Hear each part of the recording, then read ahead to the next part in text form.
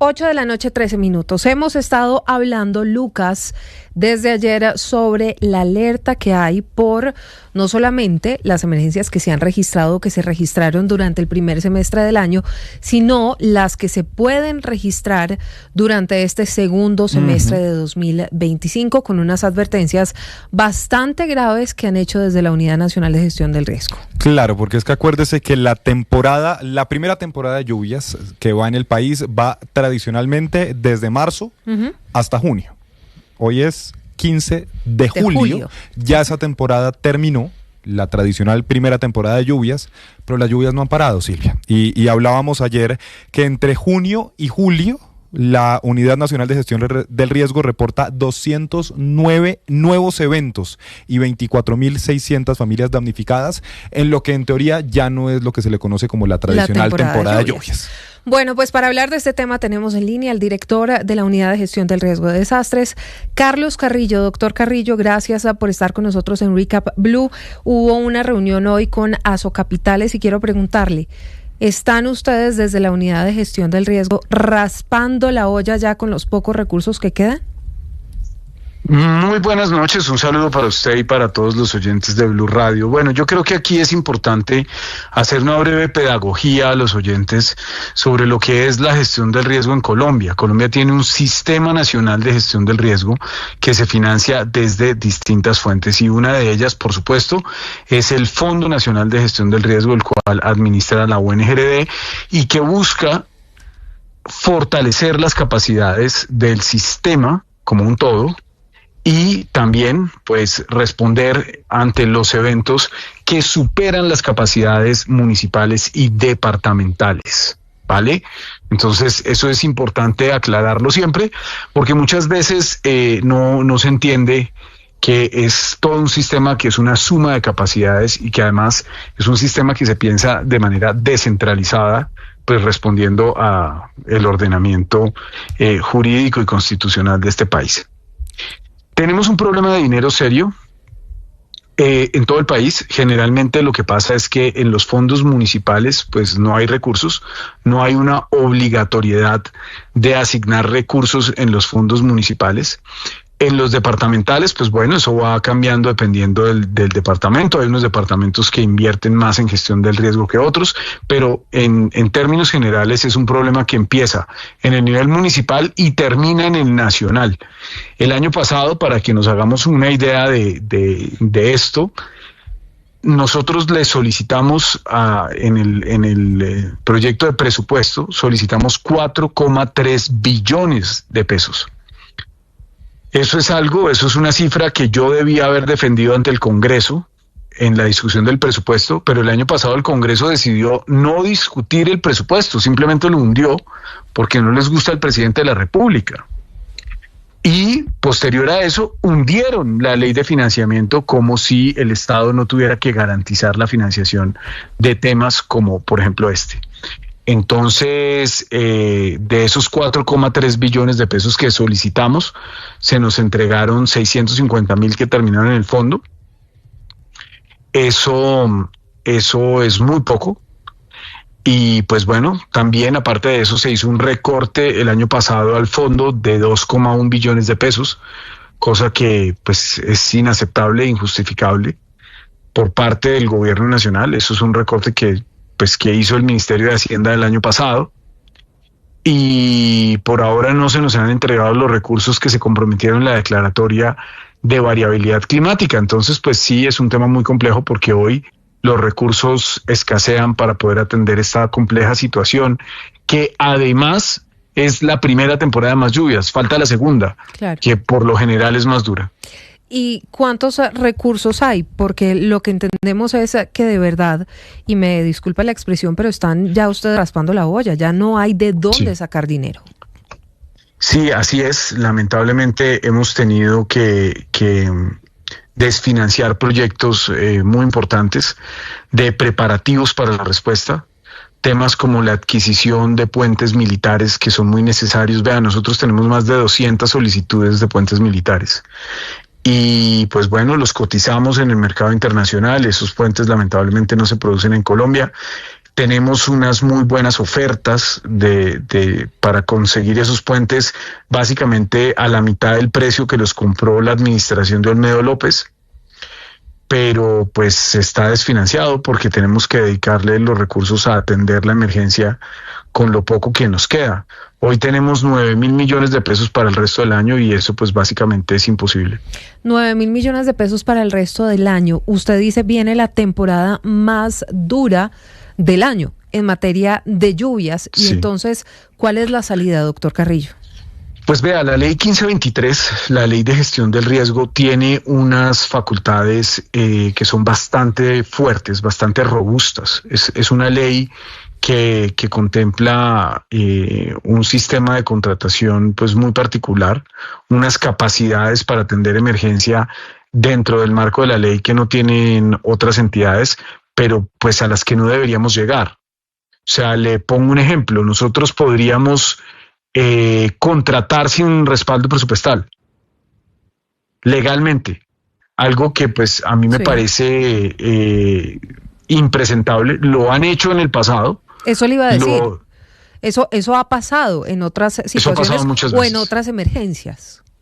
Eso ha pasado muchas veces en la UNGRD, yo no lo he hecho, porque aunque la ley puede que faculte a la UNGRD para hacerlo, pues es un grave problema, porque firmar contratos sin respaldo presupuestal, pues es algo que no debería hacerse.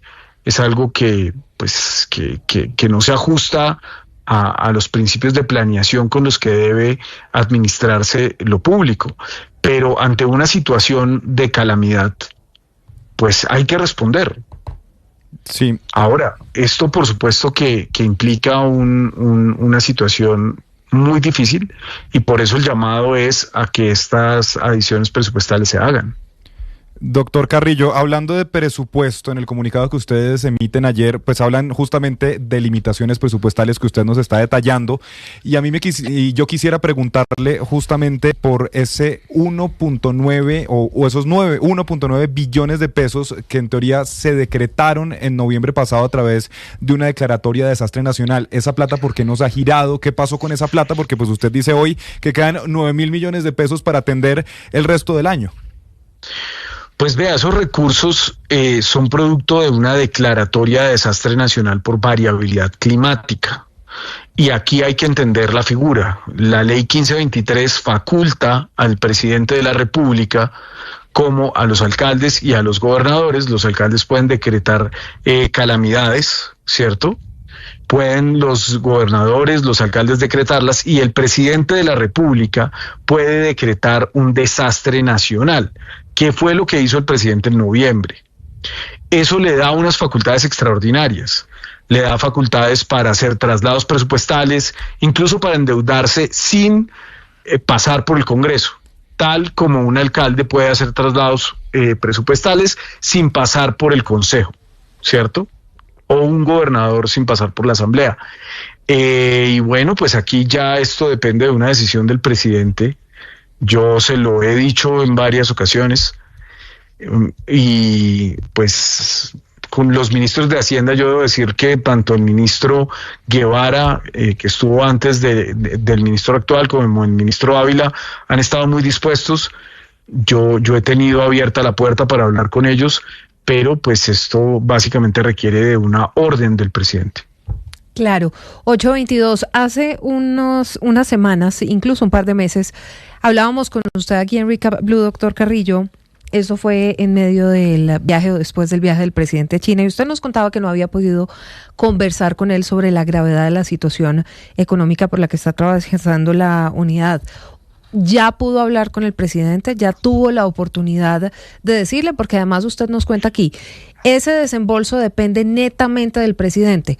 El presidente sabe lo que está pasando hoy en Colombia y la situación tan compleja por la que ustedes están atravesando.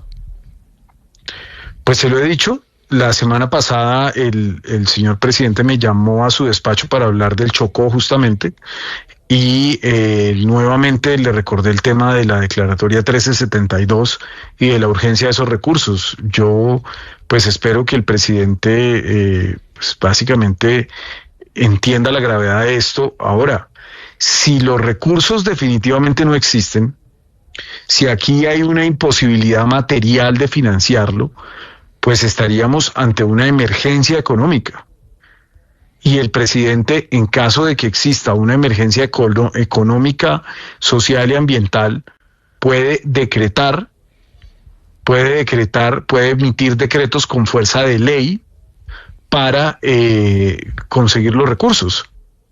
Eso es una facultad de él, es una decisión de él, que nadie más que él puede tomar. Claro, pero le dijo si está pensando, si están estudiando, si están contemplando la posibilidad de desembolsar esa plata, o solamente hablaron del Chocó.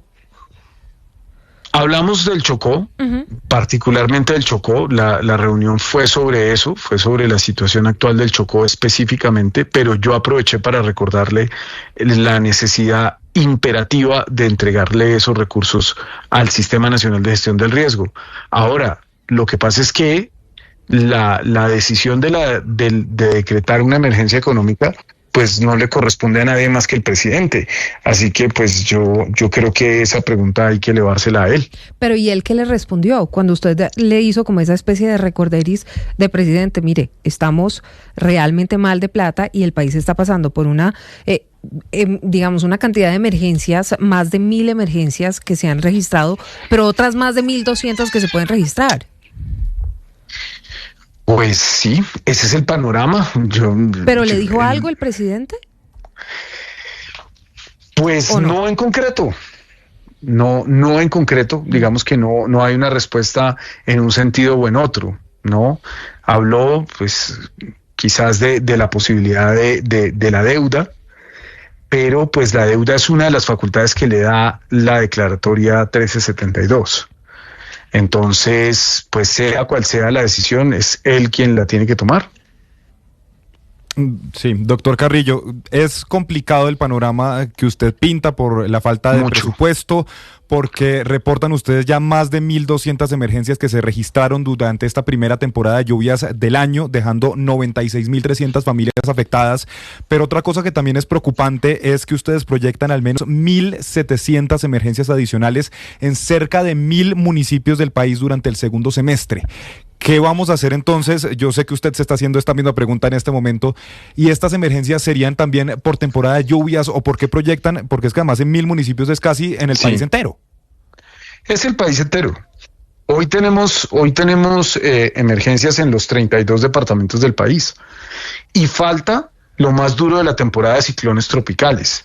Falta la segunda temporada de más lluvias y también los incendios forestales. Entonces, pues esto es como una palabra que gusta mucho en los medios, ¿no? Esto es un clamor, porque simplemente es imposible responder durante lo que queda del año con los recursos que tenemos. Es simplemente imposible. Y no se ha tratado, ni mucho menos, de una irresponsabilidad con el manejo de los recursos. Y esto es algo que sorprende, porque cuando usted lo piensa, mientras la declaratoria del año 2022, la 2113, le entregó a Olmedo López 1.6 billones de pesos para que se lo robara, pues esta vez que creo que hay una confianza en que la ONG superó ese oscuro paso de la corrupción por ahí, de que los recursos están a buen recaudo, pues entonces aquí sí nos entrega la plata, ¿no?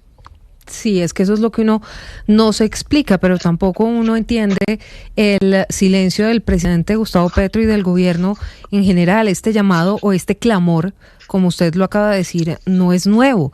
Usted no lo ha hecho, no lo está haciendo desde la semana pasada o desde la semana antepasada, sino desde hace ya muchos meses, previendo justamente una situación muy difícil a la que se expone el país. Incluso no sabemos si puedan ocurrir, digamos, estas emergencias, doctor Carrillo, que hemos registrado, pues son emergencias relativamente pequeñas si uno las compara con situaciones como la de Gramalote o como la de Mocoa o otro tipo de situaciones. ¿Estamos de buenas que no ha ocurrido de verdad una tragedia? Pues cuando usted lo suma es una cantidad bastante significativa de familias. Ya nos estamos acercando a las 122.000 personas afectadas. Lo que pasa es que están, digamos que distribuidas por la geografía nacional, pero nada nos blinda de una tragedia de grandes proporciones como las que usted menciona, absolutamente nada. Eso es algo que en cualquier momento puede suceder, es la realidad de nuestro país, y por eso justamente es que el Fondo Nacional de Gestión del Riesgo no se debe tocar. Haberle quitado los 2.1 billones de pesos el año pasado, pues el 31 de diciembre, pues eso es un gravísimo error que cometió en su momento el Ministerio de Hacienda. Sí, es que podríamos decir que esto es la suma de muchos errores, además de un antecedente tan complejo como ese saqueo a la unidad de gestión del riesgo mientras estuvo en cabeza de Olmedo López y de Sneider Pinilla, sí, a quien, entre otras cosas, doctor Carrillo, ayer le imputaron un nuevo cargo, ¿no? Y esta vez, ¿qué le imputaron? No sabía que le habían imputado un nuevo cargo. Sí, le imputaron un nuevo cargo a Sneider Pinilla dentro de todo este escándalo, Lucas, de la unidad de gestión del riesgo de desastres. Ya él tiene un preacuerdo y una condena, pero sí, este es un cargo por otro tema que no tiene que ver con los carrotanques. De acuerdo con la Fiscalía, Silvia, habría intervenido de manera indebida en la celebración de contratos. Ese es el delito relacionado con la atención de emergencias en 5 municipios del departamento: Puerto Escondido, Moñitos, Canaletes, Ciénaga de Oro y Los Córdobas. En Córdoba. En Córdoba, en el sí, departamento de Córdoba. Pues no me sorprende en lo absoluto. Son demasiadas las cuentas pendientes que tienen. Yo lo he dicho desde el principio, la investigación debe apuntar también a la maquinaria amarilla, a las plantas desalinizadoras, a los acuerdos que hicieron los contratos derivados de los convenios, a la compra de lotes, al convenio que hicieron con la Agencia Nacional de Tierras, bueno, básicamente a todo, a las ollas comunitarias, a las canastas populares. En todas partes, creo yo, donde estuvieron estos zampones, hicieron lo mismo que hicieron con los carrotanques. 8:30 p.m. Pues vamos a ver si el presidente Gustavo Petro responde al clamor suyo como director de la Unidad de Gestión del Riesgo de Desastres y finalmente se desembolsa esa plata que es necesaria para atender a los hoy damnificados. Usted nos habla de cerca de 120.000 familias, pero a la posibilidad de que este número vaya creciendo en lo que resta del año, cuando solamente hay 9.000 millones de pesos para atender las emergencias. Doctor Carrillo, gracias. A ustedes muchas gracias por el espacio.